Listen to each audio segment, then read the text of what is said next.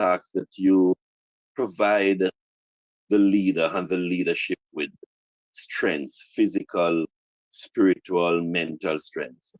Father God, we ask that you continue to guide them, that each and every member of the leadership team, each and every member of the campaign team will never forget who it is that they ultimately serve, the people of Jamaica, as we continue in this campaign. Father God, we present to you the task force on housing led by Comrade Floyd Morris. We present the task force as even as we have done work, Father God, to develop policies and programs to allow access to housing, comfortable housing that brings dignity to the people of Jamaica, that we continue to be committed. Father God, we just ask that you touch the minds of all the members of the task force. We ask that you continue to protect them, their families, and to ensure, Father God, that they remain anchored, recognizing that they serve you, they serve the people of Jamaica. Father God, we are to you. We present this seminar. Each and every presenter, we ask, Father God, that you just guide their thoughts. You just guide their words, Father God, that the words that comes from their mouths will bring strength and honor to our party as we seek to go to the people of Jamaica. We present our housing platform. Father God, we ask that you just guide every presenter. We ask that every participant in this meeting, God,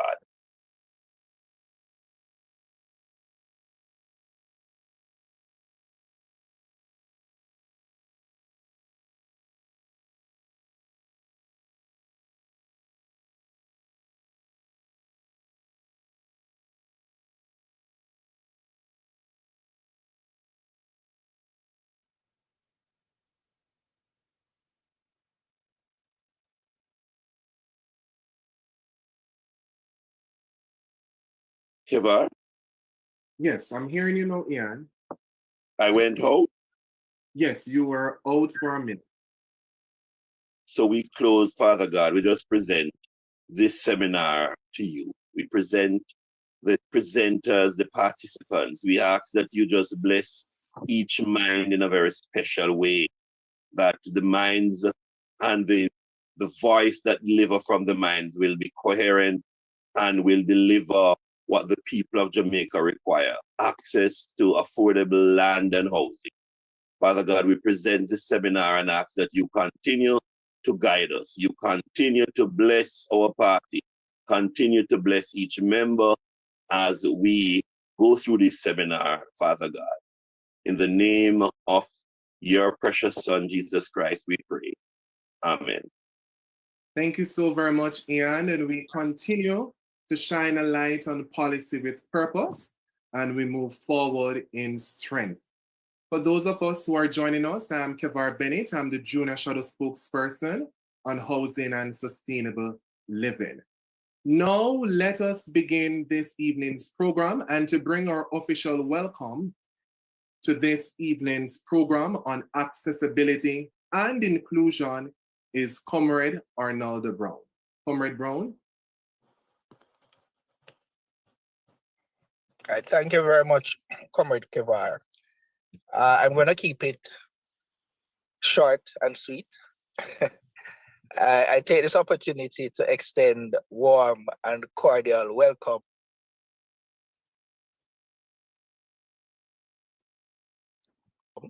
first to the panelists, including the party leader and ex-Prime Minister of Jamaica, Comrade Mark Golding, and to the other panelists, Comrade Patricia Duncan Sutherland, Comrade Denise Daly. I believe on the flyer there was Comrade Lambert Brown as well. I'm not sure if he's on the platform as yet. I also want to welcome the members of the Housing Task Force who are on and who would have worked behind the scenes to pull this. I think it's the fourth installment of the seminars together on the issue of housing, and all the persons who have joined us. And whilst it is that I'm giving welcome, I noticed that there was a message in the chat about an interpreter. We have a deaf person who is on, so I'm not sure if that can be addressed. But as part of our effort to include all demographics in Jamaica in what is shaping up to be a housing revolution, certainly would want to have them fully participate in the event here this evening. The housing portfolio.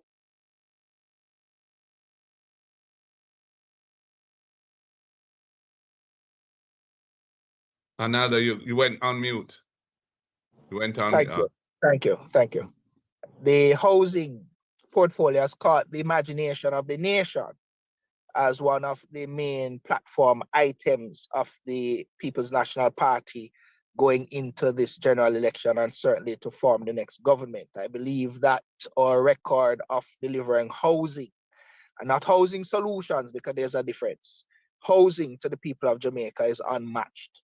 And certainly the work that is being done and under the leadership of both Comrade Mark Golding and Comrade Floyd Morris, I am certain that we will see an even greater performance of delivery of housing for the people of Jamaica. This particular seminar is important because we are targeting persons with disability, or especially abled persons, and to signal that we are an inclusive party and that we are attuned to the desires and the aspirations of the public. And certainly we have the track record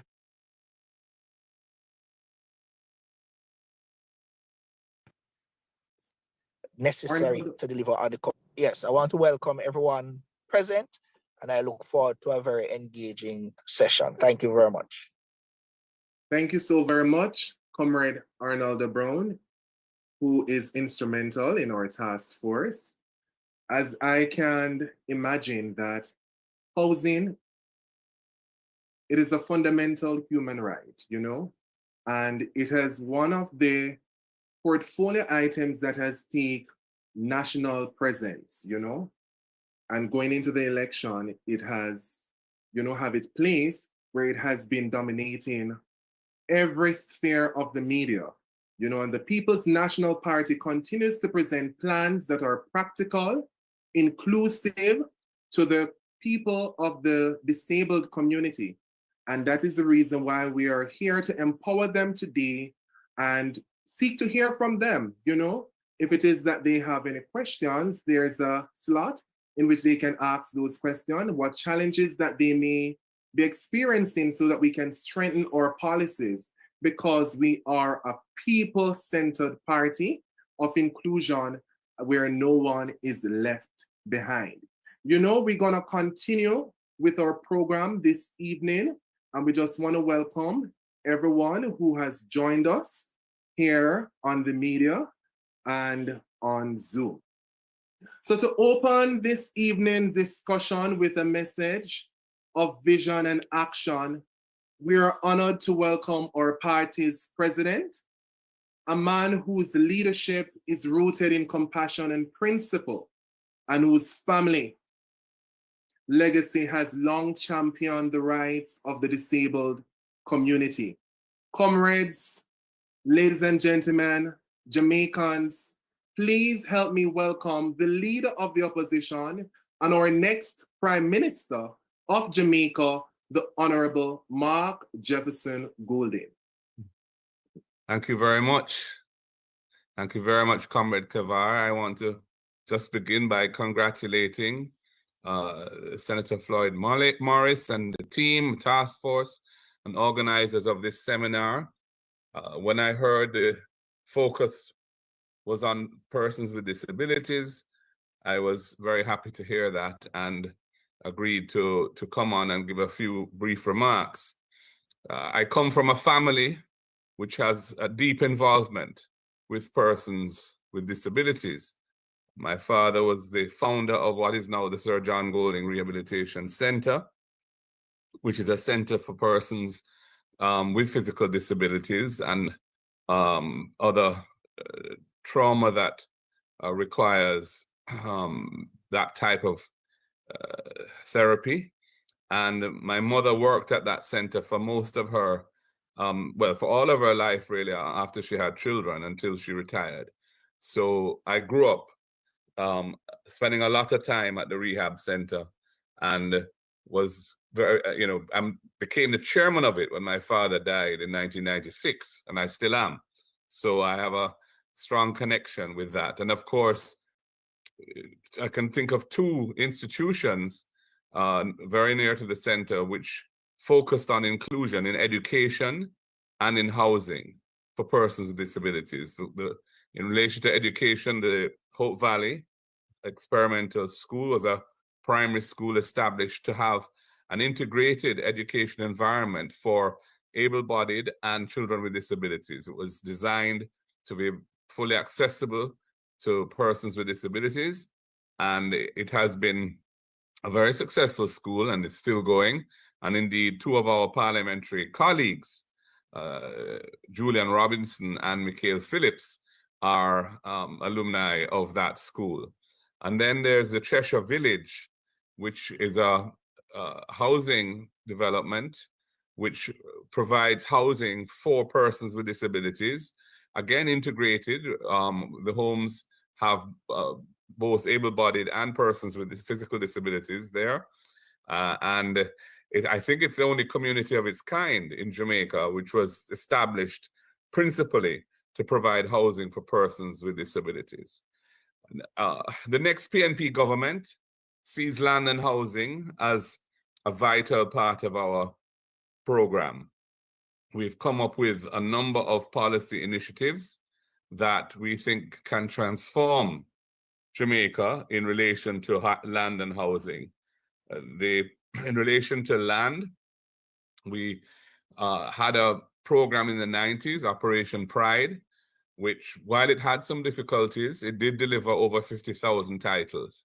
And there are a number of unfinished Pride schemes across the island, which we are committed to finishing the infrastructure and the land titling for. And there are other informal settlements all over Jamaica where persons have lived for long periods of time and do not have security of tenure and do not have the full range of amenities that they ought to have. And we are committed through the Portia program, which is was featured in that excerpt from the speech I gave at the PNP annual conference for 2024. That is one of the elements of the Portia program, is the completion of the Pride schemes and expanding that to encompass other informal settlements which need a similar program of upliftment for the residents. Then, of course, there's the whole housing construction program that we're committed to, focusing on affordable housing. There has been a lack of focus on affordable housing for the last 10 years. There have been a few social houses built, but way less than was promised. And even the National Housing Trust program of construction has not delivered the numbers that were promised. And indeed, we've seen where the Housing Trust has gone into a segment of the market which is really competing with private developers for persons who can afford houses in the $30+ million range. And we know the huge demand, unsatisfied demand for affordable housing. And so we are committed to building 50,000 housing units, affordable housing units, in the first 5 years of our office. And I'm sure others will talk about that. I don't want to steal the thunder by going into all the details of what is planned. But suffice to say that it is our intention that every constituency will benefit from affordable houses being built under that program. We're also committed to the restoration of the National Housing Trust to its mandate of delivering housing for the people of Jamaica.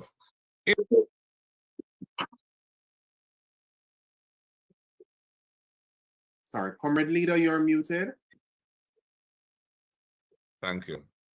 we're very mindful of the fact that over the last 10 years, the Housing Trust has had $11.4 billion per year extracted from it in cash to fund the budget, and has been one of the reasons why the government has been able to boast that they haven't imposed any new taxes.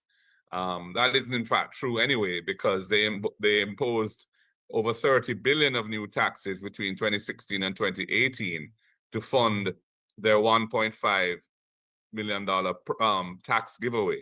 But apart from that, the National Housing Trust resources have been a critical part of how they have managed to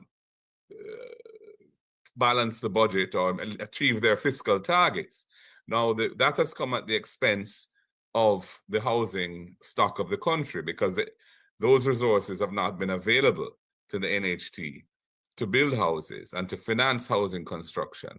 And indeed, we have reached a point where, except for the very lowest income bracket, housing loans by the NHT are no longer funded from the NHT's own resources, but are outsourced to the private lending market.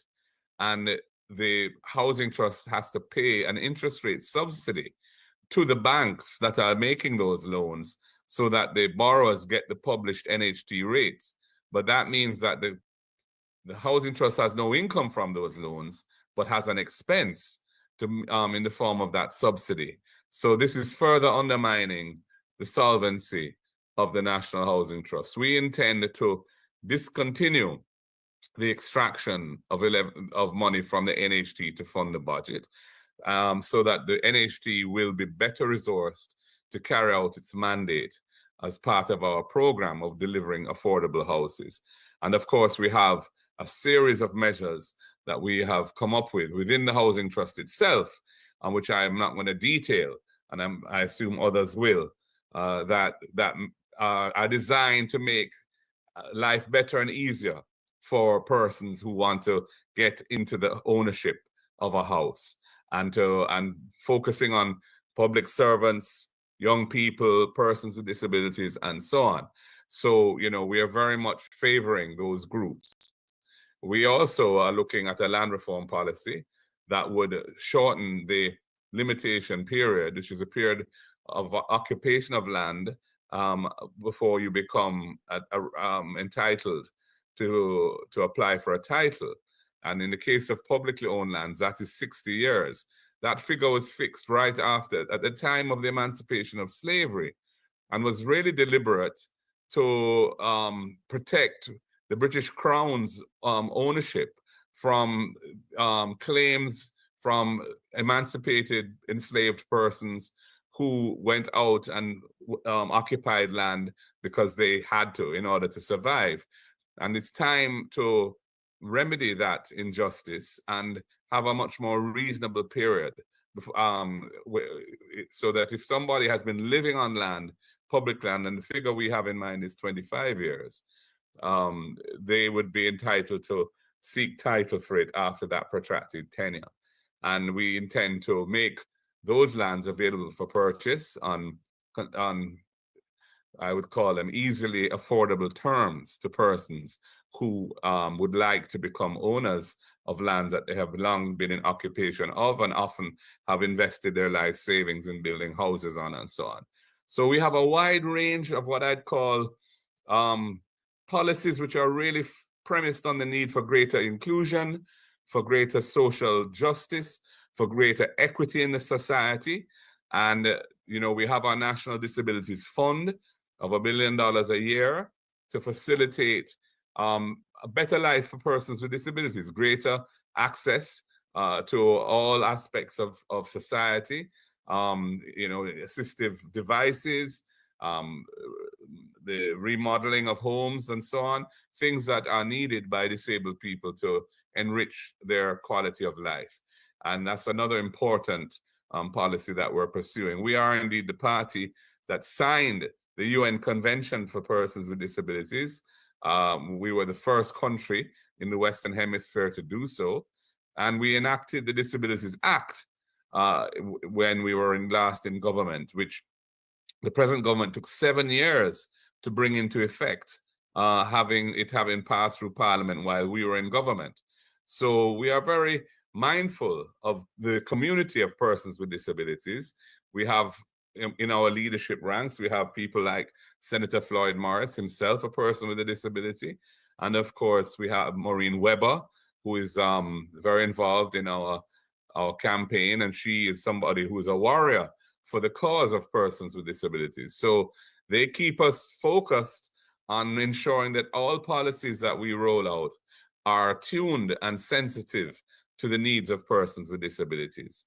So I just want to say that this seminar is timely, and it is one I hope that will be rich in debate and discussion, and will help us to further expand and deepen our policy framework in support of this vital community of persons with disabilities, a vulnerable and underserved group, but a group that has tremendous potential to make our society a better place, to make our society more caring, but also to make our society more diverse and more and a more rich society in the sense of the love that is the hallmark of civilized human existence.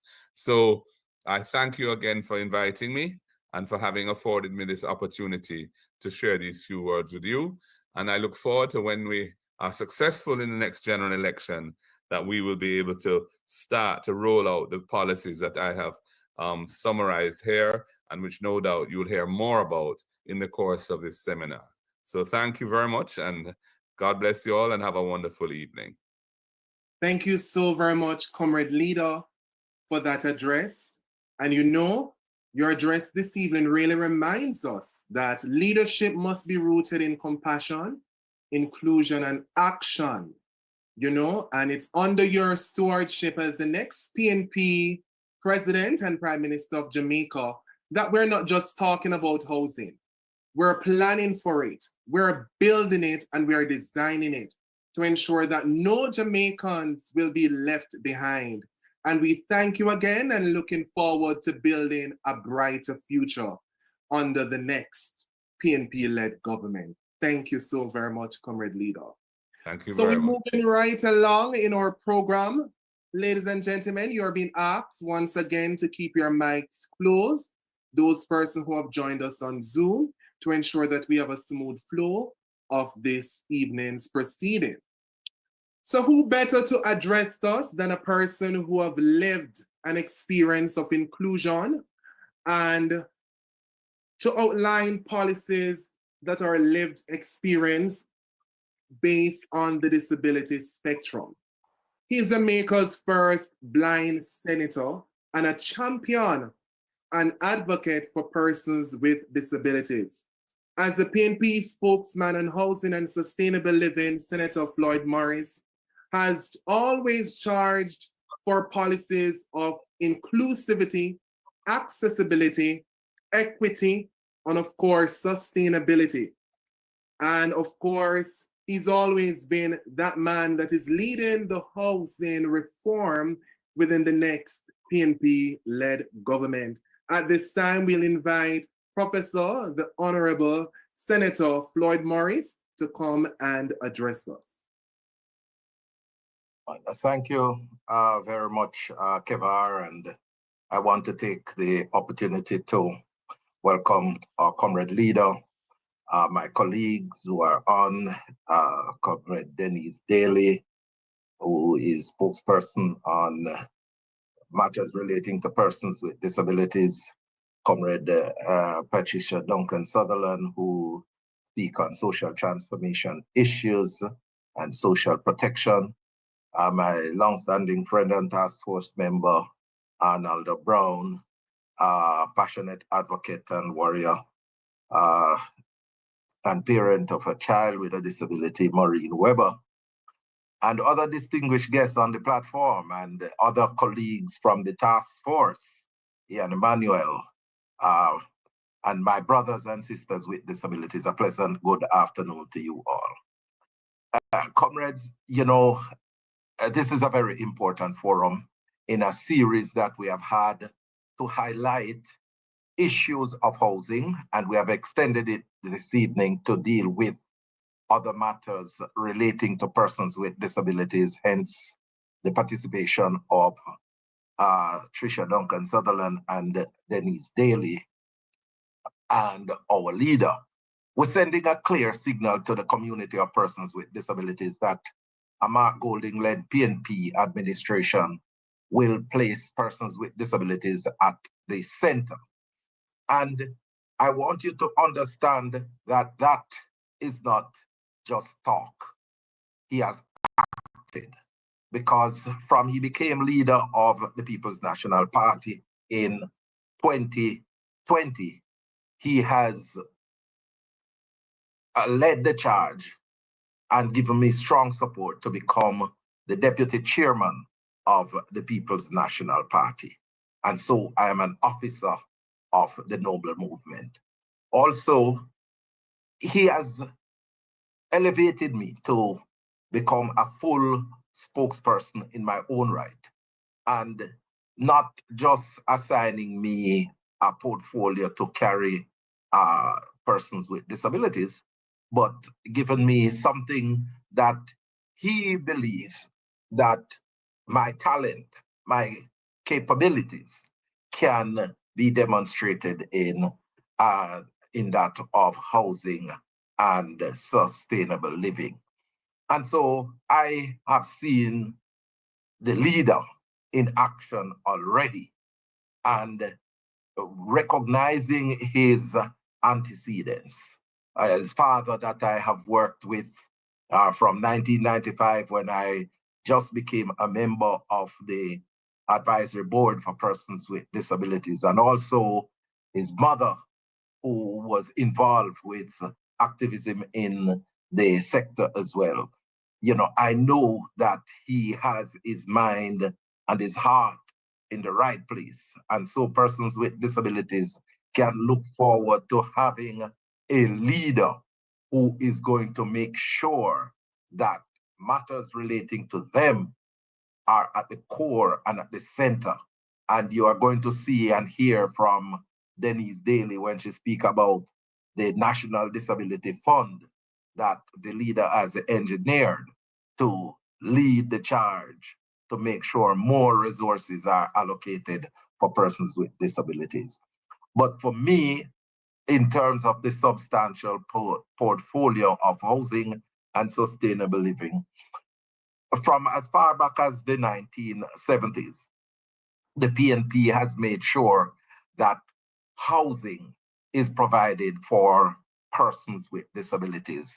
And in its heyday of construction, a percentage of the housing schemes that have been built by the NHT have been allocated for persons with disabilities, and that have been entrenched in the policy that we have. And the NHT has acted upon it, and we see right across the country persons with disabilities who are contributors to the housing scheme, the housing trust benefiting from the policy. And we intend to continue with such policy formulation that was established by Michael Manley in 1978 under Mark Golding administration. So we have indicated that we are going to be building 50,000 houses, affordable houses. And in building out these affordable houses, beneficiaries, those who purchase these houses, will not pay for the land portion of the housing cost. So for example, if it is that you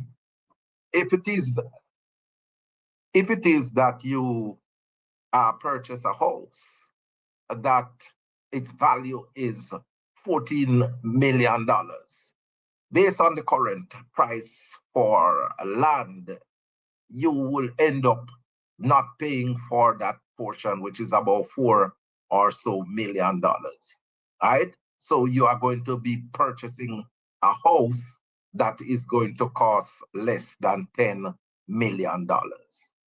And so right away, you're going to end up with equity in your property. And that is what a Mark Golding administration is seeking to do in terms of empowering and transforming the lives of persons with disabilities. Because in creating this initiative, we took into consideration that for 13 years, $11.4 billion annually, $150 billion approximately of your contribution to the NHT have been extracted. And so what we are doing is a give back to the contributors of the Jamaican people, and to ensure that they be brought in the mainstream of Jamaican society. And I will tell you that persons with disabilities stand to benefit significantly from this housing development. We are looking at making a percentage of these houses available for persons with disabilities right across the country, and we want to come up with the correct formulation. But I can tell you, at minimum, 1,000 of these houses would be provided for members of the community of persons with disabilities, who are contributors to the NHT. And these houses, as the comrade leader has indicated, will be spread right across the country, because we are going to make sure that a minimum of 500 of these units built in each constituency. And therein, you will see how persons with disabilities will be benefiting. And we are going to be very prudent in how the houses are designed, to make sure that they take into consideration the needs of persons with disabilities. They are going to be built with the necessary access features to accommodate those persons with disabilities who desires these houses. And then I have to tell you about the exciting Portia initiative that the comrade leader spoke about at annual conference, and also spoke about at his budget presentation 2025. And the Portia initiative is going to be improving the infrastructure right across the country for all our citizens. But critical to this group of, to this initiative are persons with disabilities and senior citizens, because we are going to be embarking on a massive sidewalk construction project, so that persons with disabilities can access their communities. So you can just imagine all of those residents from Cheshire Village. Already your member of parliament in waiting, Patricia Duncan Sutherland, has spoken to me about building out that sidewalk access, coming all the way from down where you live in Cheshire Village, coming up past the University Hospital into Papine, strolling all the way down into Ligani. And if you go left when you reach Ligani, it will take you on Old Hope Road. Those sidewalks will be made accessible. If you go straight down on Hope Road, we are going to be making those sidewalks accessible, so that persons with disabilities can move around in the city with dignity. So we have a vision in terms of what we are going to be doing in terms of transforming Jamaica to make it accessible for persons with disabilities. And those individuals in rural Jamaica don't have to worry, because all the major town centers will come into focus as well, because accessibility is not something that is confined to cities. It must be spread to individuals in rural communities as well. So we are excited about that particular initiative. And We have two other housing initiatives that we are coming with that persons with disabilities can benefit, because you have young persons with disabilities who can benefit from the special grant, housing grant, that we will be providing to pay the deposit for any house that they wish to purchase on the market. And $500,000 will be provided under that initiative for a young person between the age of 18 and 34, 35, I think it is. So there again, you see another major opportunity for our young persons with disabilities who will stand to benefit from that initiative. And of course, the Rent to Buy initiative that we have established as well stands to benefit persons with disabilities, because you have some persons with disabilities who they are not working on a 9-to-5 job, but they might be self-employed, they might be a hairdresser, or some of them might be a taxi driver or so, or they might be working as a household helper, and they don't get a formal salary on a monthly basis with a payslip. So what we are going to be doing is to make sure that these individuals, they can rent one of the units, and over a period of time, we're looking at 6 months, where you can, after you make your contribution consistently, then we will convert those payments to a mortgage, and you will be able to own your own home and get a door key for yourself. So we have some very exciting initiative. And as I close, I say to you that the People's National Party has been a friend of persons with disabilities over the years, whether it be with the housing policies through the NHD that we have implemented, or the establishment of the Disabilities Act in 2014, or the establishment of the Margaret Moody Scholarship Fund to make sure that persons with disabilities at the tertiary level get an education. When I was Minister of Labor and Social Security, it was established. Or, leading the fight to make sure that deaf persons get the right to drive on Jamaican Road, and the introduction of sign language into the Parliament of Jamaica. And now I have a motion in the Parliament to get sign language entrenched in law, recognized in law for persons who are deaf. We are committed to inclusion.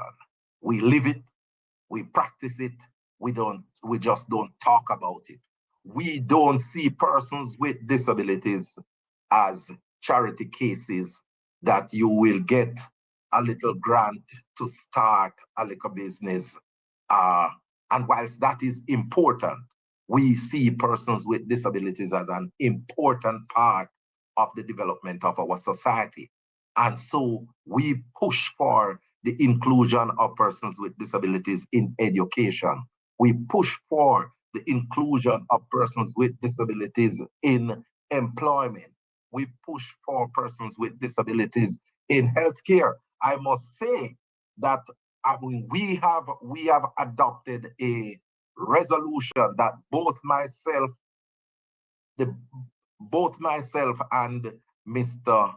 Our comrade leader, Mark Golding, sponsored about 2 years ago, to make sure that when the PNP comes into power, we include persons with disabilities on school boards, on hospital boards, and those boards of government that will form a critical part of our governance process and impact on the disabled community. And that is going to be significant because the persons with disabilities will be seated at the decision-making table. That is what a Mark Jefferson Golding PNP administration is envisioning, for persons with disabilities in the broader Jamaican society. So I crave your support, and we look forward to working together, you know, as we roll out our policies for persons with disabilities. God bless you. Thank you so very much, our Persons with Disabilities champion, Professor Floyd Morris. And of course, if you're a person with a disability or you are a relative of a person with a disability, you would have, of course, got a full understanding of what is it that the People's National Party intends to do whenever we form government. You know, Professor Floyd Morris have outlined, you know, a series of policies whenever the next PNP-led government come into play. You know, 1,000 houses will be reserved for persons with disabilities right across Jamaica. So therefore, if you're a person with disability, remember that the People's National Party has always been your friend. We're the party that really looks out for you. We're the inclusive party. We have developed policies, we have framed structures for you to be included to ensure that no one is left behind, because we are on a mission to ensure that all Jamaicans are treated with the same level of equity and equality at all levels, irrespective of whatever ailment or challenges that you may present with. Thank you so very much, Professor Morris, for the able way in which you have outlined the People's National Party policies and reforms whenever we form the next government. Thank you so very much again. And chat, please put some ones, you know, put some claps in the chat, you know, to big up our speakers, you know, as they presented on the People's National Party disability plans that it have for you. So housing should always be a right, you know. You drop an emoji, you drop a clap in the chat to ensure that you are in tune with us. So we are going to move right along to hear about the laws that support persons with disability and gender-sensitive disability-focused planning. And we will hear from MP and Comrade Denise Daly, who has always been a powerful voice in our parliament, who has long stood in defense of those voices who are often left out, whether it's pushing for gender equality, social justice, or disability inclusion. Her leadership has remained firm and grounded in advocacy. Comrades, friends, and Jamaicans, one and all, let's welcome Comrade Denise Daly. Good evening, everyone that is on the platform and those listeners, I would believe, far and wide. You know, it is very, very, very intimidating when you speak after Professor Floyd Morris about persons with disabilities, because I mean, I don't think he don't even understand that he ensure that he don't leave no stone unturned. However, I'm going to just start where we are now looking at the National Disability Fund. The PNP will establish a National Disability Fund from the Consolidated Fund. And this fund, and we are doing this in the first year of governance. We will amend the 2014 Act. And while speaking about the 2014 Act, the 2014 Act came in effect in 2022. 3 years, it is compulsory that they reviewed that act. 2025, I reminded, not 2025, in February of this year, I reminded the minister that there was not even one meeting convened. And he promised that he would have that done as quickly as possible. Up until now, nothing has been done. But we know that when we form the next government, we will ensure that we make sure that we have that meeting in order to update the act.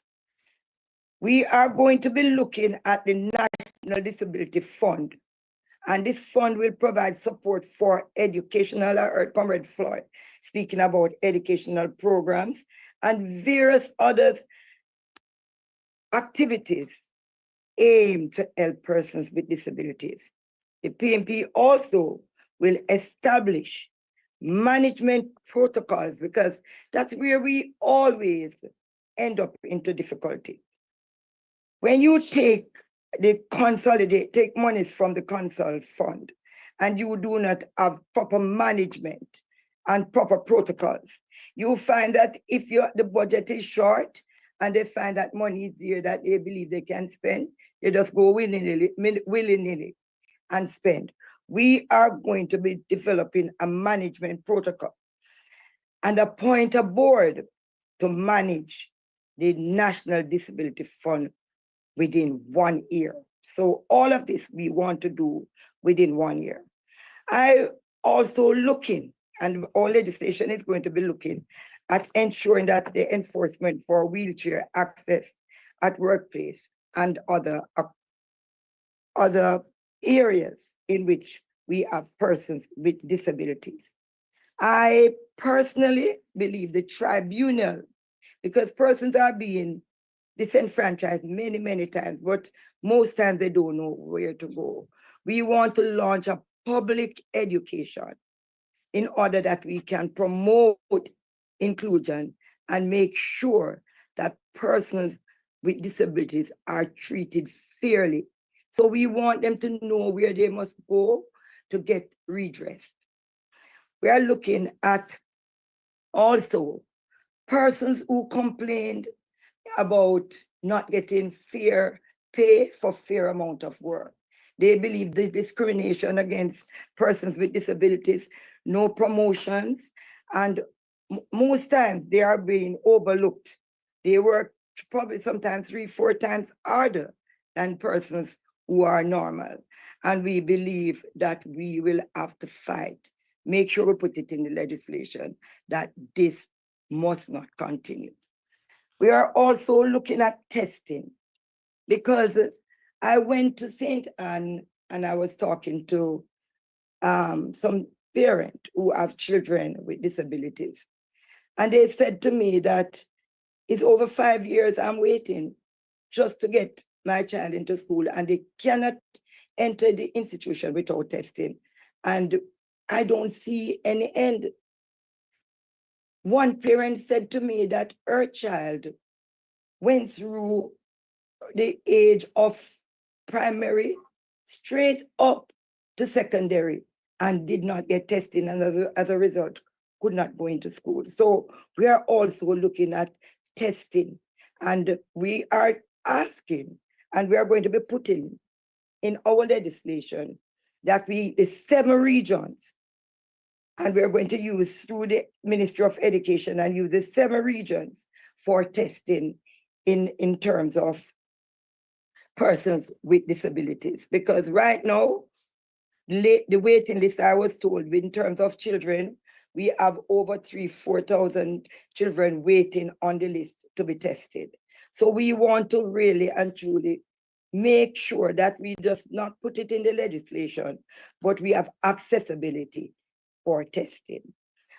Comrade Floyd, Professor Floyd Morris has touched on the education part of it, the protection from discrimination, and the Disability Act that we intend to upgrade in every 3 years based on what the Act has said. And I am open for any question, because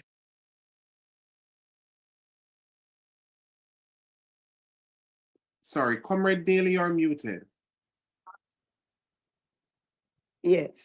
I'm saying that most of what I would want to say, Comrade Floyd, Professor Morris has already said it. So I would not want to repeat. I will join in the panelists in terms of any questions or any answers. All right, thank you so very much, Comrade Denise Daly, as you have touched on some very important and inclusive legislative features that the PNP government will put into law whenever we takes over very soon. You know, we want to just quickly, I do not know if I was on mute when I wanted to speak today in terms of the long wait for testing. You heard that? Right. That we Yes, will be looking at the 7 regions. We did. Okay, thank you. Thank you so very much, very much. But before we move forward in our program, we invite you now to pause and reflect with us on legacy, leadership, and love. You know, this short video comes from our party leader, you know, Comrade Mark Golding, who has been a long advocate, you know, for persons with disabilities, and his father, Sir John Golding, who has always been a champion for persons with disabilities. Just watch and see.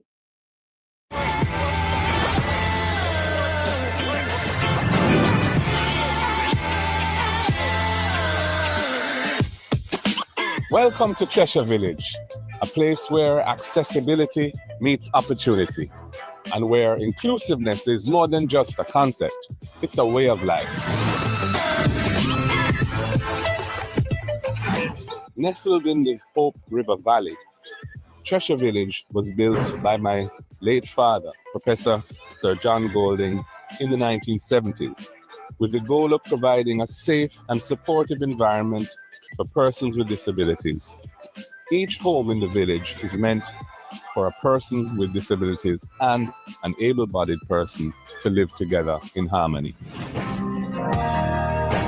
I remember when I had my accident, Professor Golding was the one who was there for me. He's the one that really takes so much interest in getting me to who I am today. Professor Golding is a visionary person. He made this community, Cheshire Village community, accessible for persons with disability so that we can be able to develop ourselves, be independent. When this place was opened in the 1970s, I felt excited about the whole situation. I see it will help me and other disabled persons because of the accessibilities around. I started swimming in 1966. Was my first games, was the Commonwealth Games in Jamaica here. When I had to go training, it was easier to go by Mona Rehab and do my training there. The community has really helped me to be independent.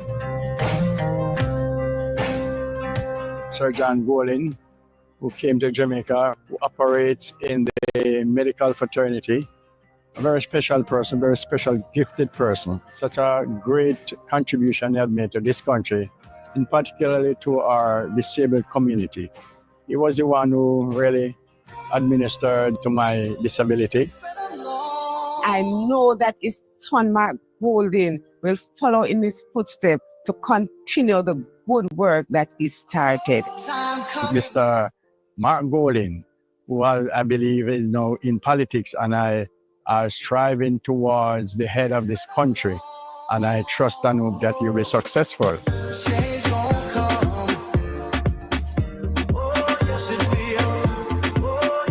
Inclusivity must become part of us and be part of every decision that we make. The people, the residents of Cheshire Village, and indeed all persons with disabilities must have a seat at the table. When given the opportunity as Prime Minister, I will strive to ensure that Jamaica is not just for the few, but for every Jamaican, and that all voices are heard. Make the trumpets play. Jamaican people want better. Make the right, excellent. Thank you so very much. And the message is simple.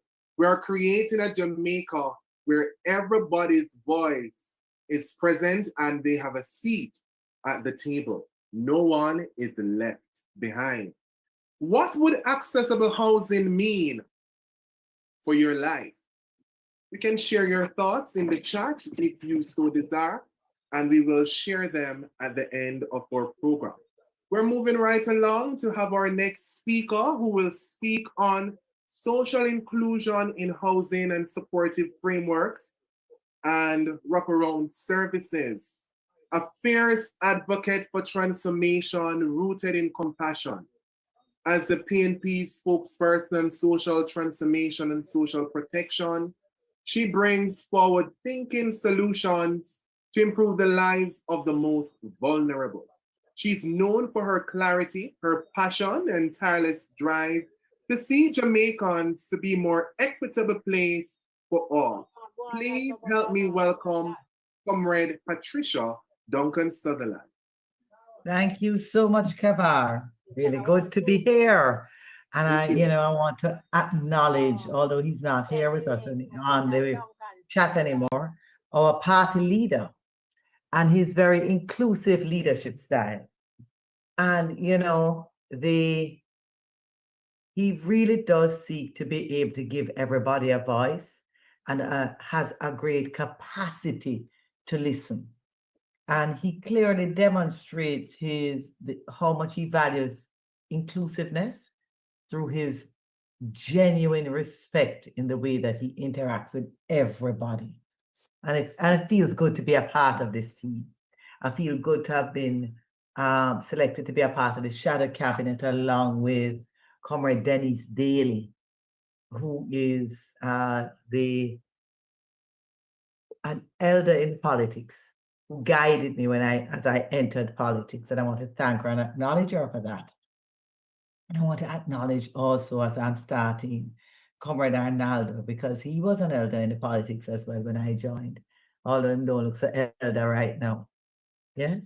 And I want to acknowledge yourself, Kavar, as a young person who is choosing to operate in the space of housing and also in the space of how it is that we create a Jamaica that is really inclusive, right? And online, Ian Emmanuel, a part of this task force. I really thank you all for inviting me to be a part of this conversation. And Maureen Weber, as Mark said, a fierce defender to ensure that we always consider persons with disabilities whenever we look at any policy, whenever we look at any program for Jamaica. We are all honor and Floyd. No, Floyd, me button on us. I want to acknowledge Floyd because, again, Floyd guiding me in this space of inclusiveness and also in his role as senator when he put forward his motion on the Elderly Care Act, right? And helped me as I went to make my submission to that committee because of his motion. And, there is, although an elderly person is not a person with disabilities, there is a similarity in some of the needs that are created as you age with some of the needs with being disabled around mobility, etc. And so even working in that space enlighten my own understanding of what is required for that kind of transformation. And I actually have to mostly acknowledge Floyd because I'm looking at his vote. Yes, Floyd? Yes, because he's going to help me to become that member of parliament for Eastern St. Andrew, because he's a constituent in Eastern St. Andrew. But with all of that said, Eastern St. Andrew, as was said by Floyd and shown in that video, is one of the constituencies with the largest population of persons with disabilities. And I think that really actually came about because of Sir John Golding. He actually somebody sharing the screen? Yeah. So Sir John Golding is the one who had that vision that would create a pathway for persons with disabilities to transform their lives, right? And he included everything inside of that vision.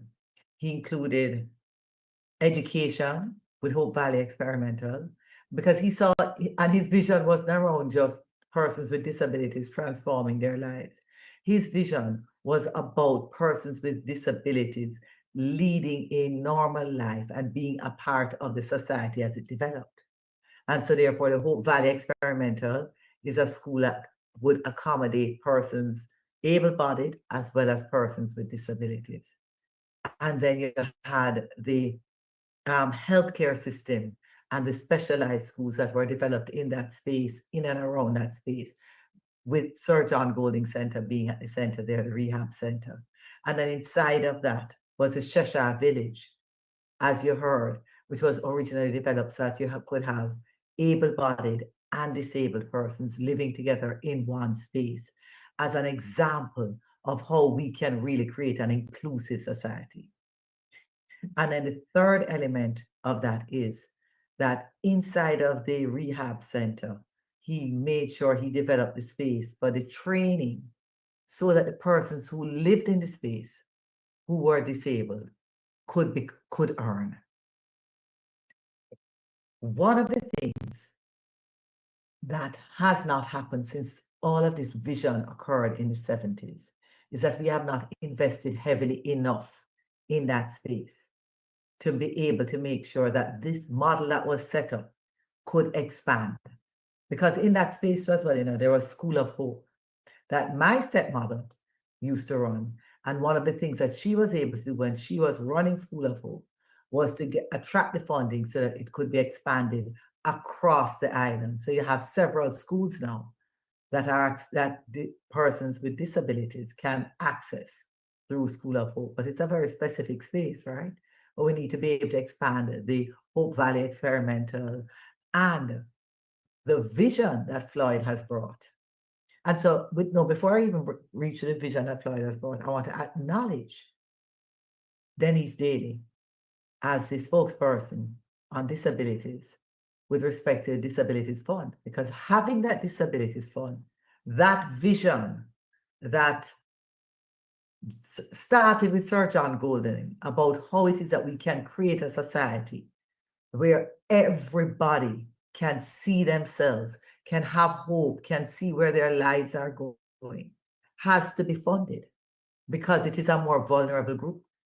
And so this Disabilities Fund is going to be key and critical as we develop that. And then the big clincher, I'll leave this one for last because we are here to talk about housing, is a vision that Floyd has, right? Because as we develop housing and those 50,000 homes that we are going to create at affordable prices for Jamaicans, we must do it in a way that having able-bodied and disabled people living together becomes the norm in our country. And that's the vision that Floyd has. And that's the vision I'm supporting and I'm looking forward to, because I know that many persons who come through my constituency will benefit from that, because we have the largest teaching hospital in the Caribbean in this constituency, as well as the Sir John Golding Center, as well as the what do you call it? The school for the deaf, right?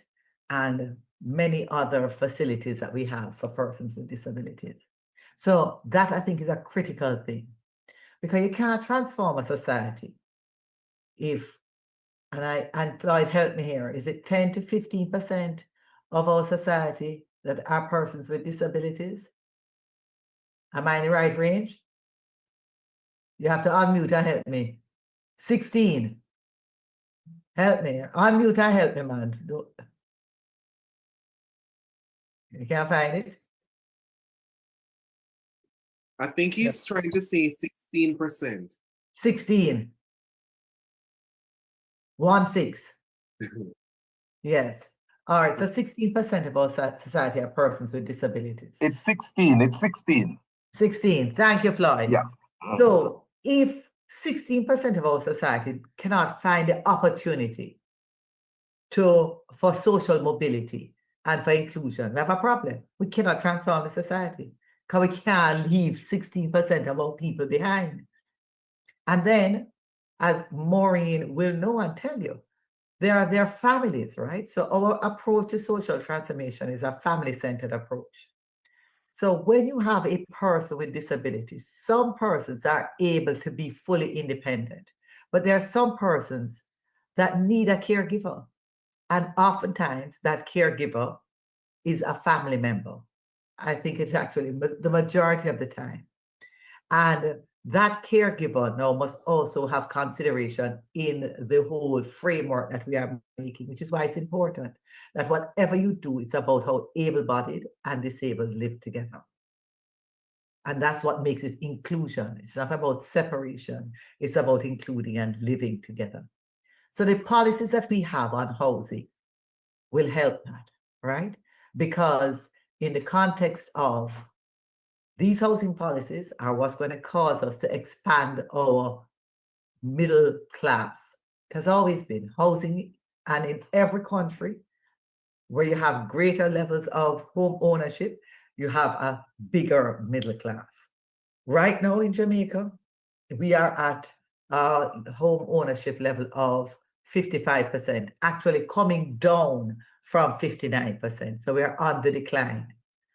So Floyd, this portfolio is going to be critical because as you expand that, in the US and in the UK, you're looking more at the 69%. In Singapore, you're looking at an 87% home ownership rate, right? There are some countries that are up as high as 95%.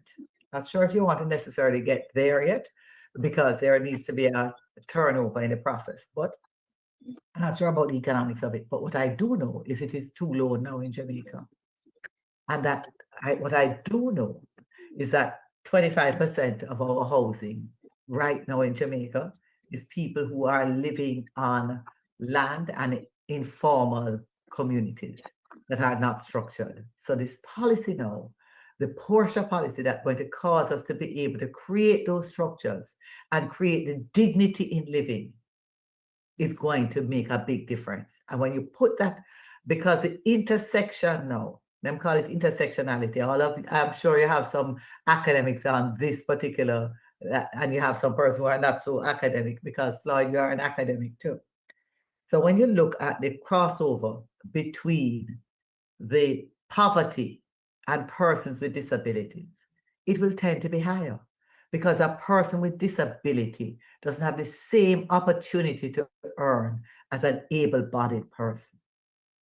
And so therefore, inside of these communities that are informal settlements, you're going to find a lot more persons with disabilities that will need more assistance and would need to have that dignity of security of housing and of decent housing, that have a bathroom inside, that have light, and that have the space, and that them can ride up their wheelchair into their house. And that is a part of our job as government to help to create that. And that's why I love the Portia initiative so much. Because I know I have about, I think it's 11 communities the last time I was checking up in Eastern St. Andrew that I'm looking forward to this working for. I'm looking forward to it working for the Mona Commons, for communities by Premix by Tavern. I'm looking forward to working for African Gardens, for Goldsmith Villa, some parts of August Town proper. I'm looking forward to it working for Jarrett Lane, for Highlight View, for Land Lease. We have so many of these communities where people have invested, but really cannot unlock the potential because they don't have the titles and the infrastructure is not enough for them to change that investment into a very positive investment and for it to grow. And this is what a big part of the Portia is, so that they can then transform their lives so that we can expand our middle class. And when that expansion must include our disabled community. So for me, critical part of social transformation is the way that we live, where we live, and the conditions in which we live. Because happiness is also a contributor to happiness, is your space, your physical space. And when we do social transformation, we do it because we want our society to be happy and feel good about their lives. So that's what I would like to add. Thank you so very much, Comrade Pat, for the very succinct way in which you have explained, a transformative society, with different policies that you will put in place to ensure that our persons with disabilities, they feel included at all conversation levels. Ladies and gentlemen, what an evening we have had, and it's your time to speak to us. We want to hear from you now. It's your time to participate, where we'll open this segment, which is the Q&A. You'll be asked, if it is that you have a question, you will indicate by using the hand feature that is being provided by Zoom, and you will be acknowledged, and then you'll be asked to open your mic to speak. And let us just delve into this discussion of inclusion, where everyone is able to ask, and we get feedback directly from the persons who will be leading these portfolios. Just before you take your first question, Kevar, because it would be remiss of me, I call every other community except Cheshire Village, because it is my intention to put forward a proposal for Cheshire Village under the Portia Initiative, because it has not had any development in that space. And then how do we create that in that context? I don't want to forget that, because this is a conversation dealing with persons with disabilities. Thank you so very much, Comrade Pat. Thank you so very much. The Portia Initiative, it excites everyone. It is one of those, transformative initiatives that will put in place for persons, especially with disabilities. We have Shanice Panton. You can go ahead.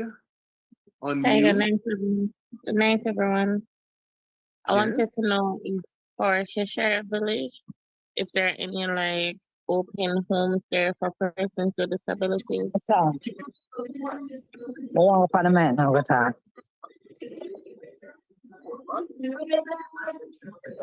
So we'll take one person at a time. We won't have everybody open at once. Yes. Right. I was asking if for Cheshire Village, if there are any open homes there for persons with disabilities who it might be available to after the next administration come into play after the next election, if that's an available living area for persons with disabilities. All right, thank you. You have the answer? Yes, Comrade Pat, you can go ahead. Yeah, man. As far as I know, Shanice, there are no open homes there right now. We had what I called our Build Your Dream session with the residents of Cheshire Village. And one of the objectives that we have is to work on the vision that was originally set up for Cheshire Village, where persons would be able to improve their lives so that they can move out and there can be more revolving members, all right? Revolving persons going out to live because they can now own their own home, and then other persons coming in as part of their transition to independence. Not sure how long that will take, because we are sitting down to create that plan. We were in conversation with Estella, all of them that live there, and we were going to create that. There's a problem there in Cheshire Village. I know that we have to work on, especially because the roofs for all of those houses are particularly damaged badly. So we have to look at how it is that we are going to get that funding to get that fixed as well. So we know that there are some things to fix, but not right now. But the because of the approach that the government, our next PNP government will take to housing, I believe, Shani, that when we look at what housing is becoming available and how it is becoming available under the rent-to-own program, with the grants, there will be the possibility of owning a home in a NHD scheme. So fantastic. Thank you so very much, Comrade Yes, Pat. that Maureen has several comments in the Comrade Weber is saying, and I think Comrade Floyd can give a response on this. She says, speak about support for households where there is a person with disability, where there is person disability grants to renovate homes to increase accessibility. Yes. There must be a need for additional group homes for persons with disabilities who cannot live independently. I don't know if Floyd is answering or Denise is. I do not know if Comrade Weber specifically want Comrade Floyd, but in my presentation and to the task force, we recommend that we look at the entire family, because there must be a family support for persons with disabilities because they don't live alone. So we recommend that we make sure that we do the necessary repairs or addition to ensure that they can have access, and also for the family to be able to live comfortable taking care of those with disabilities. Fantastic. And in addition to that, Denise, so it falls in line when we look at social transformation. Our approach to social transformation is a family-centered social worker, where the social worker does not treat with one individual in the family, but treats always with the whole family. And so this is in keeping with the idea that when you look at a person with disability, you can't look at that person, you have to look at the whole family, because everybody's always impacted. Right. And usually when you lift one person in a family and you create that space, you can get the whole family lifting together. But I think specifically to Maureen's question is, how will we look at it? And I don't think we can answer no, Maureen, because I don't think we looked at the full costing for it. What I would say is there is an absolute need for the creation of homes where, as you say, the persons can either go during the day, where it either is daycare, or full-time for persons with disabilities who are unable to live independently. And there's also a need for that for elderly. So I know in the context of the Elderly Care Act and looking in the context of Social Security, it's one of the areas that I am looking at to see how can this be funded and how can we consolidate some of our homes. So it would have to be a partnership also with local government, as the local government now manages homes. Yeah. Yes. Same, and the same thing for modifying their homes as they need access. I agree with you, Maureen. Yes. Fantastic, fantastic. I think Professor Floyd Morris, he wanted to add a comment. Prof? I think he's still muted. Can the host unmute Professor Morris?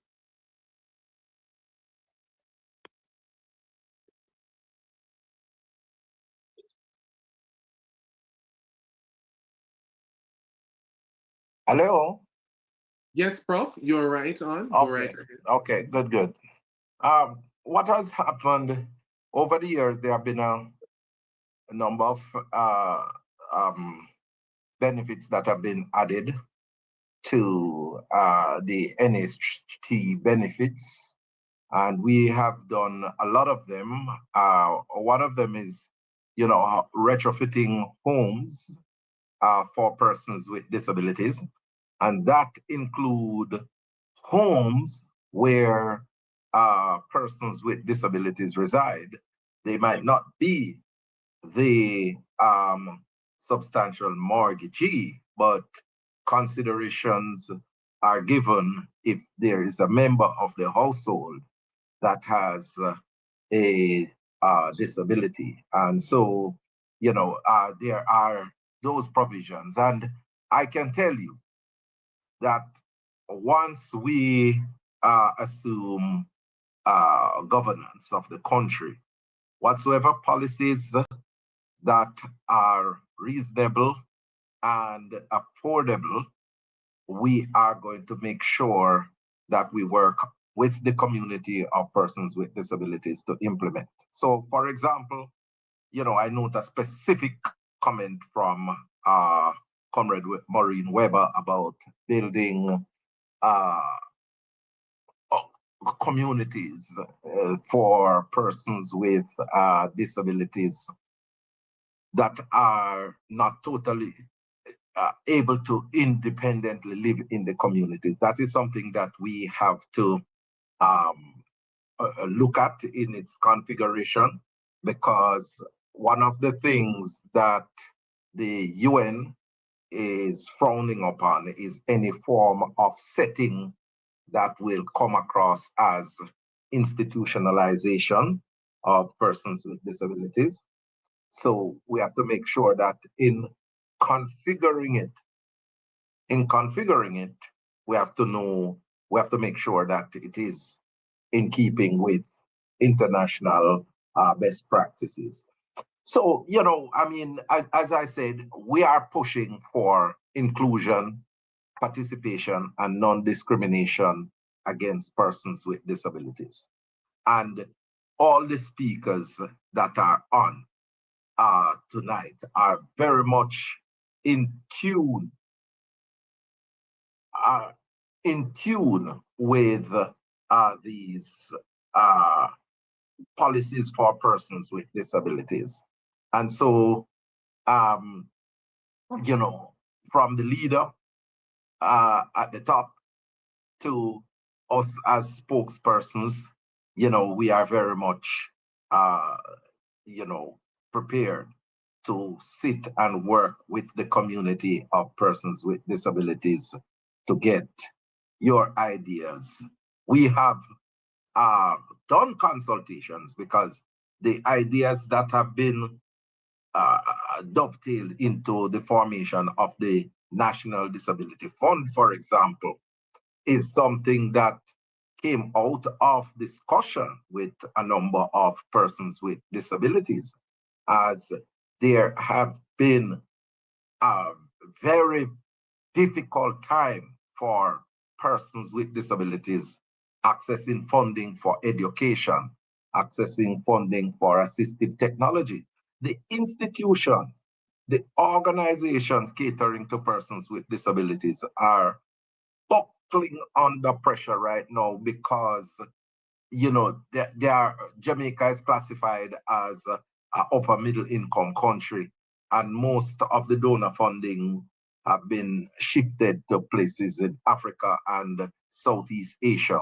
And so these NGOs that are catering to persons with disabilities are struggling, and we are going to be looking at those initiatives as well. And as I said earlier, housing, there's no way that I could be leading the portfolio on housing and we are not going to put in place measures to make sure that persons with disabilities benefit. So, I just wanted to share that with the members of the audience. Thank you so very much, Prof. We turn our attention now to Anthony Bingham. Anthony Bingham. Yes, good night, good night. Good night. Yes. Well, I am the president for the Hanover Disability Association. And let me say, I'm very pleased to be a part of this program. I have one commendation and one concern. I want to commend the issue I heard before that in dealing with sidewalks. For a person who knows Lucy, there's no sidewalk in Lucy, and we have a lot of disabled persons traversing the road. And at times they have to give transportation, have to give way for them to walk on the road because there's no sidewalk for them to walk. My concern now is I haven't heard anything put in place in regards to person who own a home and because of their disability, they are unable to pay the mortgage. What will be put in place to assist those persons? Will there be a mechanism in place to assist those persons? Professor Morris, I think that question is for you.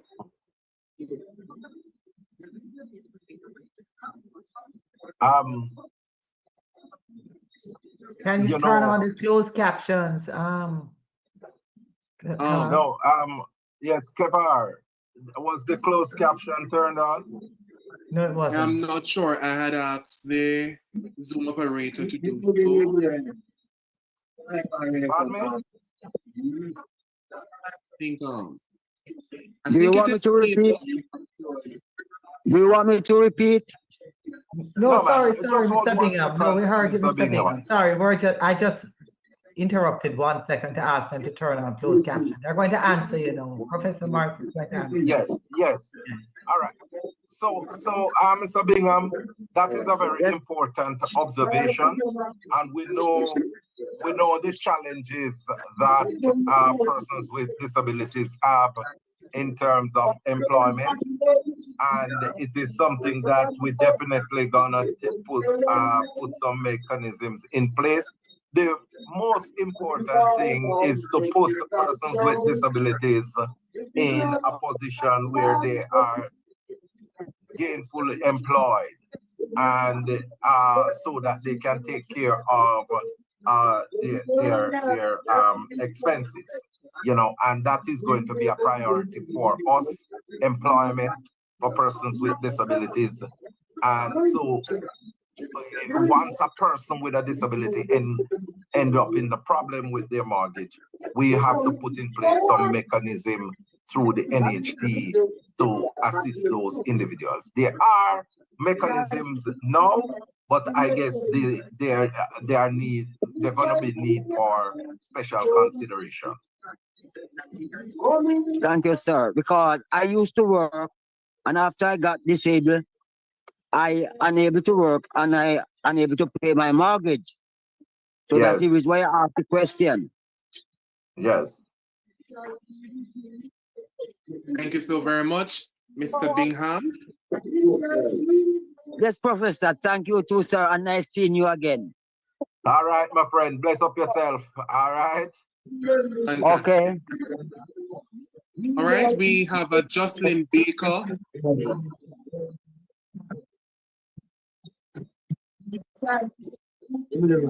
Jocelyn yes, Baker. It passed. All right, Mr. Bingham, can you please mute? Sorry, Jocelyn Baker.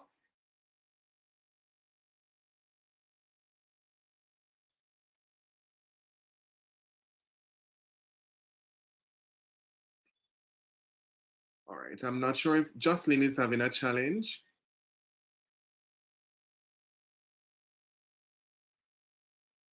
All right. Oh, she's back on.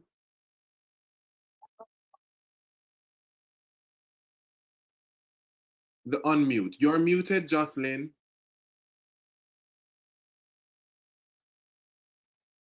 Ask the host to unmute. Can the host unmute? Yes, I think the host can. Host, can you please unmute Jocelyn Baker? Let she speak.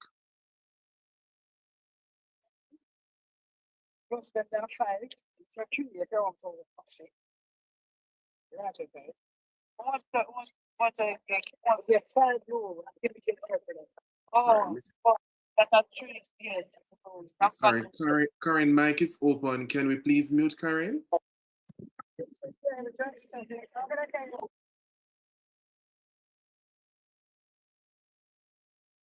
All right, another hand is up. ZTE Blade A31. I'm not sure who that person is.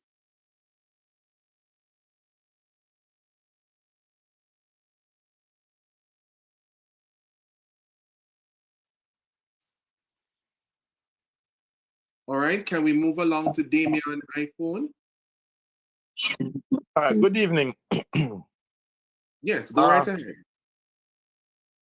I think it's a beautiful coming together, and we sincerely hope that we not just talk the talk, but we walk the walk when it comes down to action. The party has a Hello, history. Jocelyn Baker here. Sorry. The party has a history for that, and we Hello? sincerely hope that. Sorry, Damian? Yes, you hearing me? Can you speak for a minute? Let me take Jocelyn because she was before and All right, she no had worries. challenges. No worries, no worries. All right. Jocelyn? Yeah, good day. Go right ahead, my dear. Mama Mister. Anyway, my concern is with the working world, right? I think we should incorporate more. And under the Porsche initiative, I think we should do more with the disabled sports because I wanted to be a member of the wheelchair javelin. Mr. Sinclair didn't wanted to train me. That's in 2019. I am now a member of the Disability Blind Cricket Association and the Special Olympics, right? And I think some of us can't be incorporated in the working world. I think we can be incorporated by sports, playing more disabled sports, whether by rugby, Special Olympic, blind cricket. And I think even for some of us who can make good skills like craft and all of that, we think we can be incorporated that way. And my concern again for the JCPD, I'm wondering what's the purpose of that organization, because I don't think they're doing like any outreaches where meaning like help towards medication, food, and things like that for the well-being of disabled persons. So those things are my concern. Thank you, Jocelyn. Yeah. Kevar? Yes, Senator. Yeah, I just want to say to Jocelyn, I mean, there are some priority issues that, gonna be big on the PNP agenda for the country as a whole, and employment is one of them, and considerations for persons with disabilities gonna be right up there. And I don't know if Denise would want to elaborate on some of the considerations from the National Disability Fund, because one of the areas to receive treatment is grant funding for persons with disabilities to venture into small business. And that is taking place now, but we're talking about a bigger pool of funds that will be available, because right now I think it's about $15 million is earmarked for the Jamaica Council for Persons with Disabilities annually to engage in that sort of entrepreneurial activity. And that is woefully inadequate. And that is why persons with disabilities are experiencing frustration, because they have applied and have not been able to get any response because of lack of funding. So, we intend to make sure that there's an expansion of that. And that's why the leader has said what we'll be doing is to, in creating the National Disability Fund, a percentage of the budget, the national budget, will be allocated to the National Disability Fund, and that will be able to deal with a number of areas, including provisions for self-employment. Right? And then we will still be looking at making sure that persons with disabilities are employed in the formal sector. So, I Professor. could add to that as well. Oh, So, okay. Professor. Sorry. Go ahead, Good. Denise. Sorry. No, just quickly, just to say that we are encouraging entrepreneurship, and also we are looking at incentives for persons who will be able to employ persons with disabilities in their company, so Right. that either tax break, we are looking at a number of measures, and therefore we want them not just to become entrepreneurs, but we also want them to be able to go into the workspaces and to be able to make their contribution. We are also looking at work from home, and we are also looking at staggering work hours in order to give them full access and accommodations. Right. And to add to that is the type of jobs, Jocelyn. I heard you saying maybe these people can't do the regular jobs and therefore they want to be encouraged in sports, etc. But also the other types of jobs in the orange economy, what you call orange economy in terms of technology, whether it be graphic artists, whether it be content creators on social media, whether it be in the context of value added, business process outsourcing. There are other things that you can be trained to do. What the challenge has been is that we don't have enough of that formal training and enough access to go to training. Like the other day when I was at Shashire Village, one young man was telling me of his experience to go to Hart. He got the opportunity to go to Hart to get the training to become a graphic artist, but to go there was no bus for him to take. And so he had to take like 3 buses. And to come out of his wheelchair, he would have to come out of his wheelchair, pull himself up the bus steps and get somebody and try and pull up the wheelchair, get into the bus, come off the bus in the same way, and then go on to the next bus and the next bus to get to the training. So when we're going to look at it, we're going to have to look at not just making the training available, but we make it accessible. Fantastic.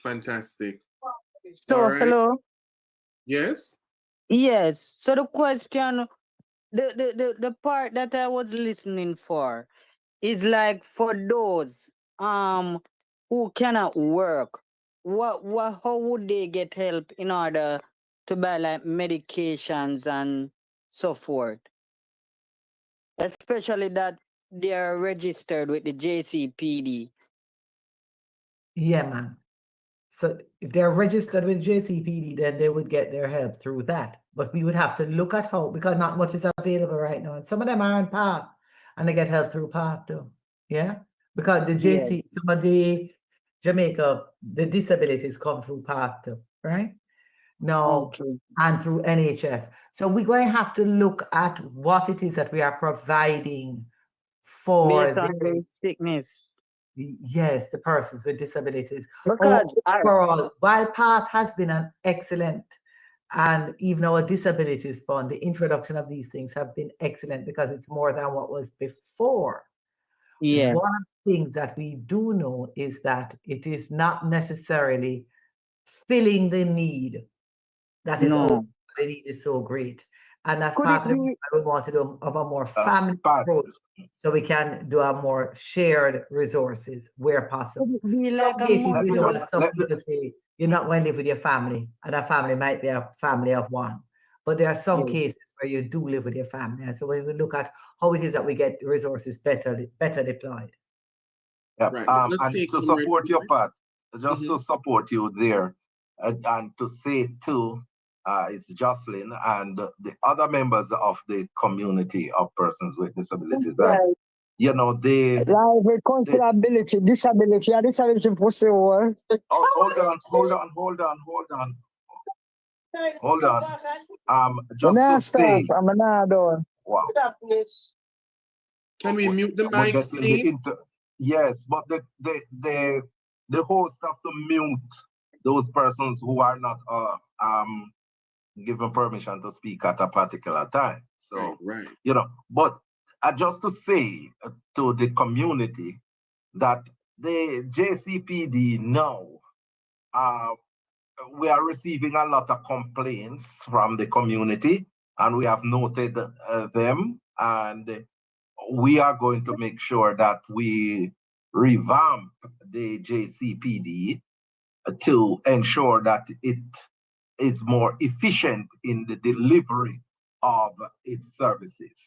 And with the new proposal that we have with the National Disability Fund, more resources are going to be made available. And we want to make sure that those resources reach the people on the ground. And in that, you're going to see greater support for some of the health services that you spoke about, but also you have to remember that you have the National Health Fund that is giving support to individuals who have certain medical conditions. And we also have support through the Ministry of Labor and Social Security as well. But it's just to make sure that these services are better coordinated and delivered to the persons who need them most. All right, thank you so very much, Prof. And we will take one last question from Damian, as he was speaking before, but I had to take Jocelyn. Oh, one last question, Lindsay. Yes, Damian? No, it has to be more. Yeah. Good evening again. Kevar, you have to give at least two more. Some people want to ask questions. We can squeeze in two more questions. Yes. Good evening again. So I don't have questions. I'm just making two recommendations that I hope can be executed. And these are, one, it would be appropriate that going forward, it becomes mandatory that as a part of the different ministries' budgets, that some sort of funding be built in there to make the ministry compatible for persons with disability. I think government has to lead by example. And one big way of achieving that is if each ministry can, through their budgets, their individual budgets, implement some activity or some infrastructural change that over time, it builds up over time, and then we achieve that change that we're aspiring for. So that is one thing I would love for you to take into consideration and see how best something like that can work, because government has to lead by example. The second thing I want to propose is that I think the time has come where we can now look at a disabilities pension fund. I think there are some persons who have severe disabilities, and we know these people will never work. They will never be able to contribute to their household. So even outside of the disability fund, we could have a disability pension fund that gives the family a pension towards their own survival. I know I'm gonna hear the story about PATH, but the fact of the matter is that PATH is a household program and not an individual program. If the disabilities pension scheme is individualized, then it can be more meaningful to that person with a disability who we know cannot and will never work in their life. So that's another thing I want to put on the table. Y'all are the smart people. You can go and see how best it can work, but it would be nice to implement things like those. That's it. Thank you so very much, Damian, for your thoughtful recommendation and suggestions. Good night. Amen. Yes, Prof. Damian? Go right. Yeah, just let me respond to those two very good points that Damian has raised. One, I mean, based on how we intend to operate, definitely, ministries will have to put in place those provisions. And I will say to you as well, one of the reasons why we adopted the resolution to get persons with disabilities on the boards in various ministries is to do exactly what is being suggested, to make sure that, you know, I mean, take for example, the Ministry of Education. They would have provisions in their budget for schools to become more accessible, etc.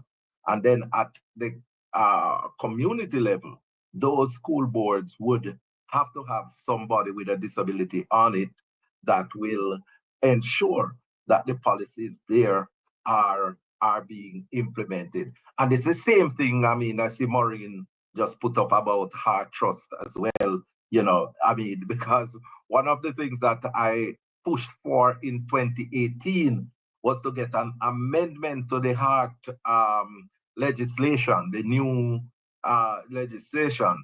And the government, the current government, every one of them voted down the amendment that I had put forward that would ensure that Heart becomes an accessible institution for persons with disabilities. And that was opposed. It is there on the record books of the parliament. So, you know, we definitely, that's a very good suggestion. And the other point is a very good suggestion. You're gonna have persons with disabilities that are not able to work in the labor market.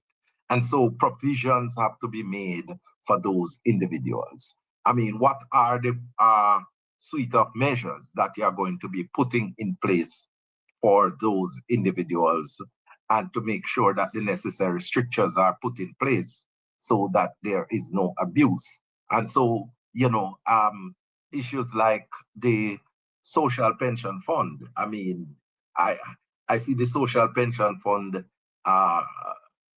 established for individuals who, senior citizens over age 70. But, you know, in the new formulation, I mean, we need to look at how we integrate persons with severe disabilities into that grand scheme so that they can have some form of support. And then you look at how it is that we are going to be expanding the pool to provide shadows and so forth for support for these individuals. So it's a number of things that we will have to do. But I tell you, with this Mark Golding-led PNP, with people like individuals like Denise Daly at the table, Patricia Duncan Sutherland, myself, and you know, Maureen Weber giving technical support, I know that you have voices that will listen and act where persons with disabilities are concerned. Great. Comrade Pat, you want to add? Yes, I wanted to add to that, because one of the things that we're really going to have to do in Jamaica, especially as our population ages, and with 16% of our population persons with disabilities, we have to develop what we call the care economy. And we have not been very deliberate around developing the care economy. And in developing that, you have to also develop the legislation. Right now, we have the Nursing Homes Act. It's the only act, I think, that really governs this space, as well as inside the local government, there is some amount of governance around that as well.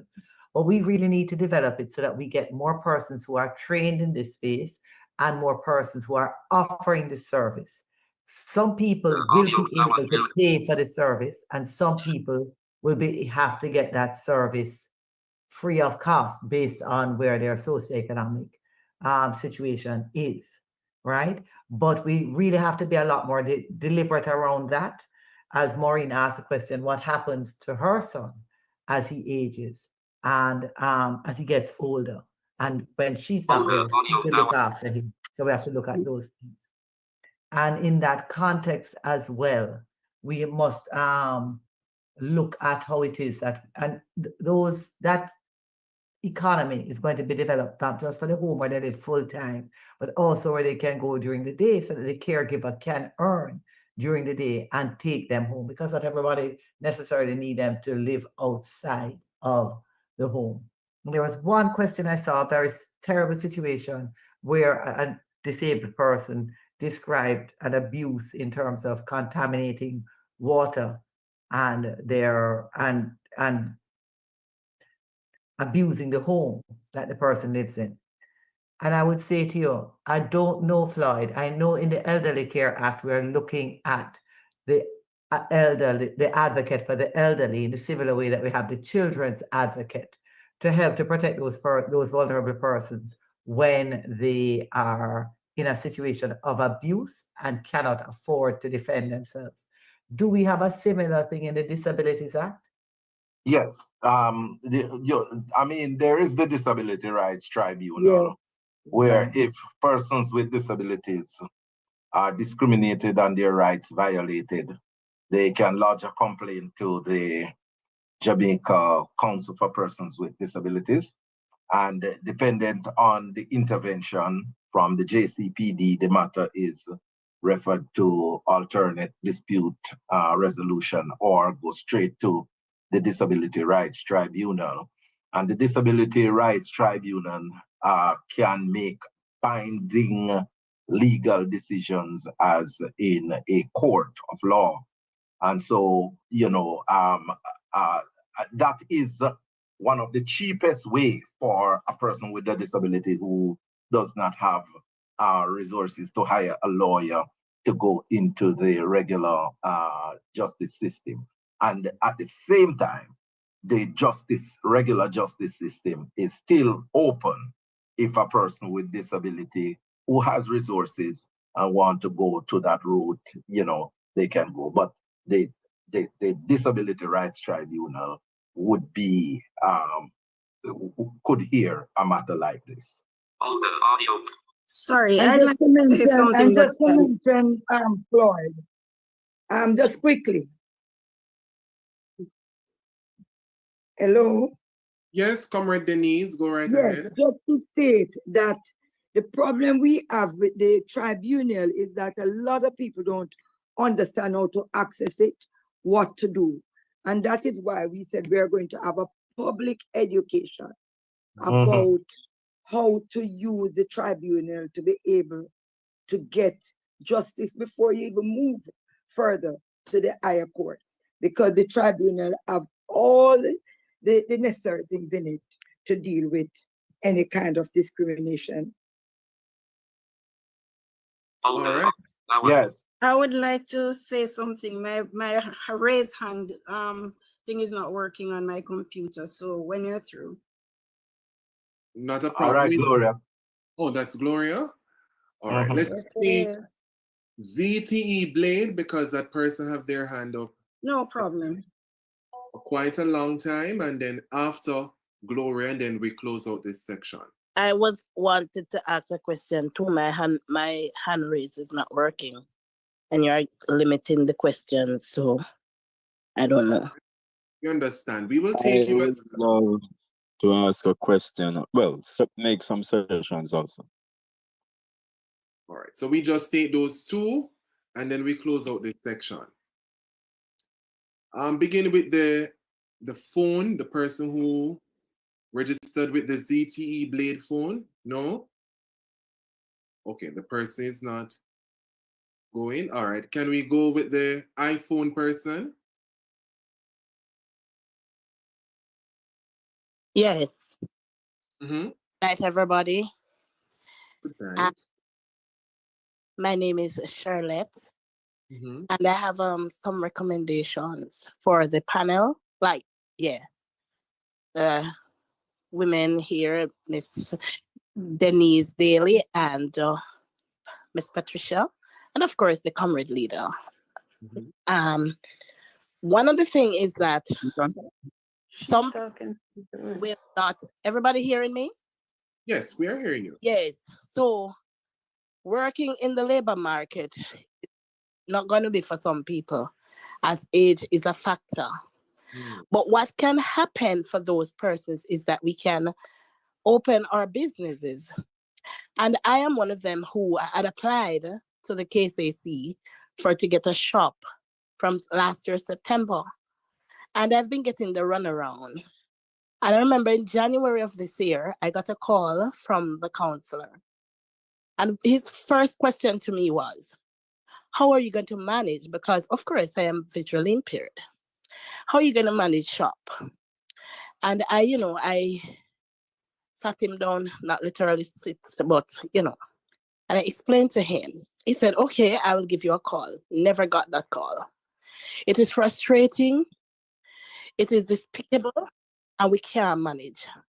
On the road, I'm on the road, and on the road, there are a lot of persons out there just begging who has disabilities.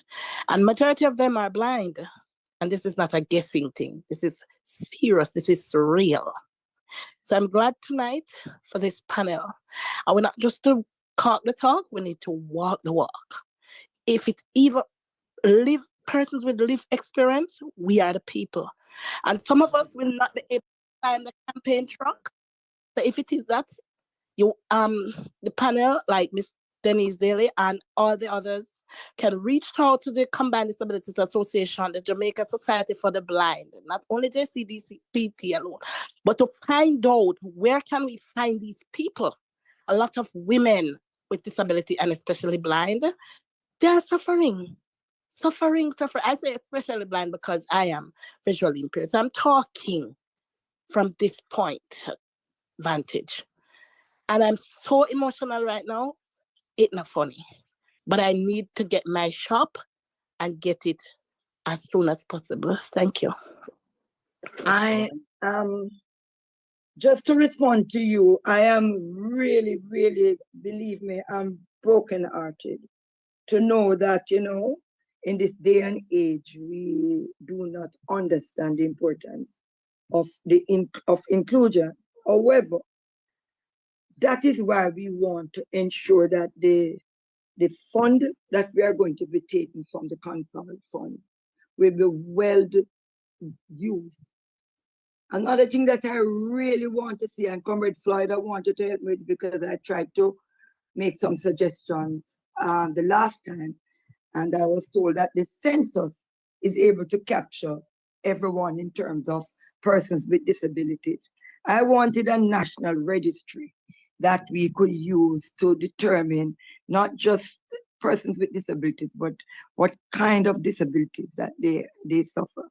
And I was told, I don't remember who it was, that the census already captured almost everything. If that is so, probably need to separate it in order that we will be able to find out where these people are in totality, in order that we'll be able to look at how best we'll be able to start helping these people. Comrade Denise. Good night, everyone. I want to say. Hold on. Hold on, Kimberly. Go ahead, Comrade. Yeah, just want to say, that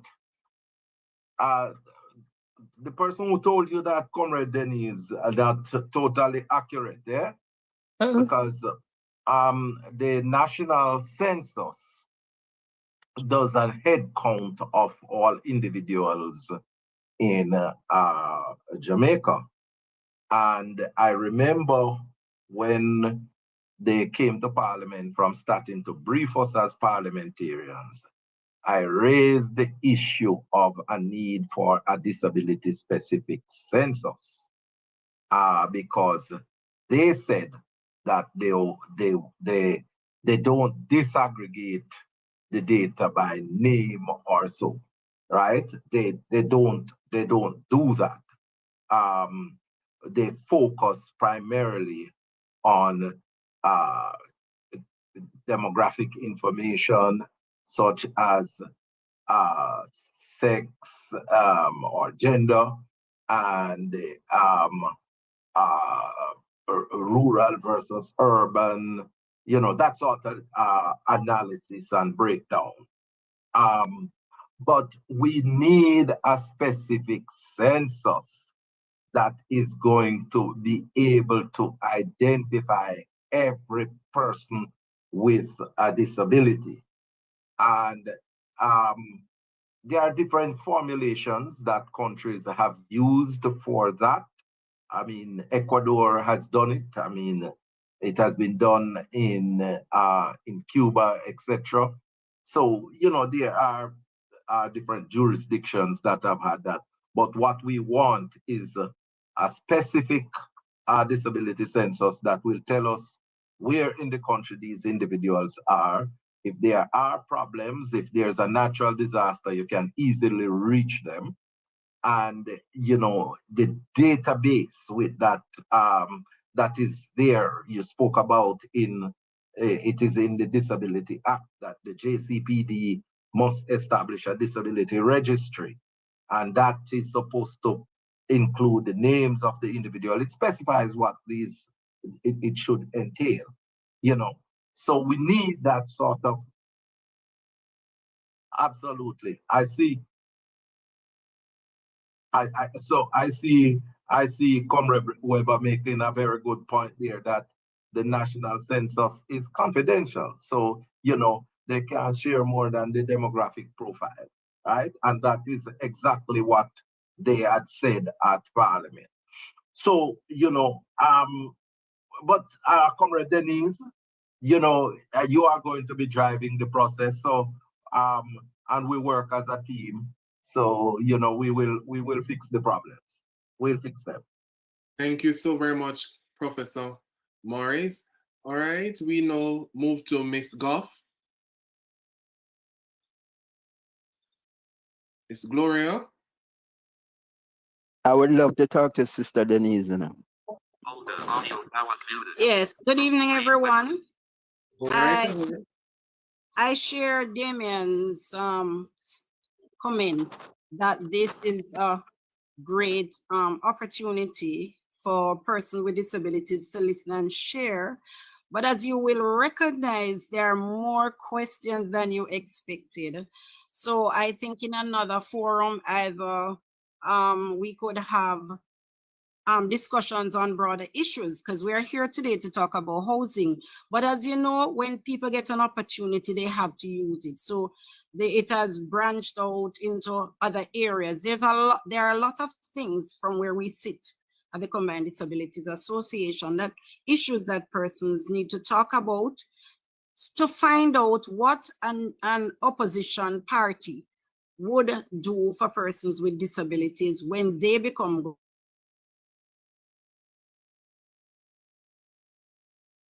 Sorry, Miss Goff, you're not being heard right.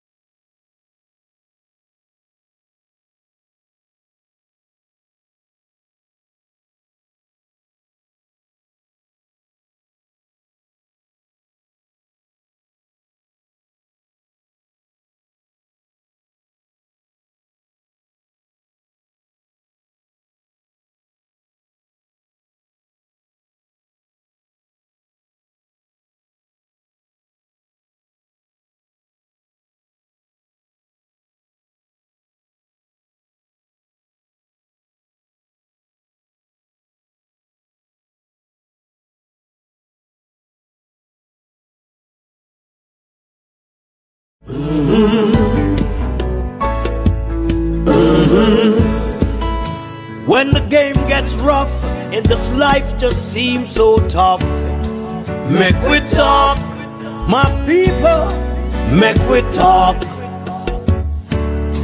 When this town becomes an ugly place, don't let it erase the smile from your face. Make we talk, people, make we talk. Conversation is the key, a guiding light for you and me. Spark a talk and you will see. Conflict solver A to Z. World leaders master the art of self-defense just by talk. So people, make we talk. Hey, we're living in a world that on ourselves we must depend. Make we talk.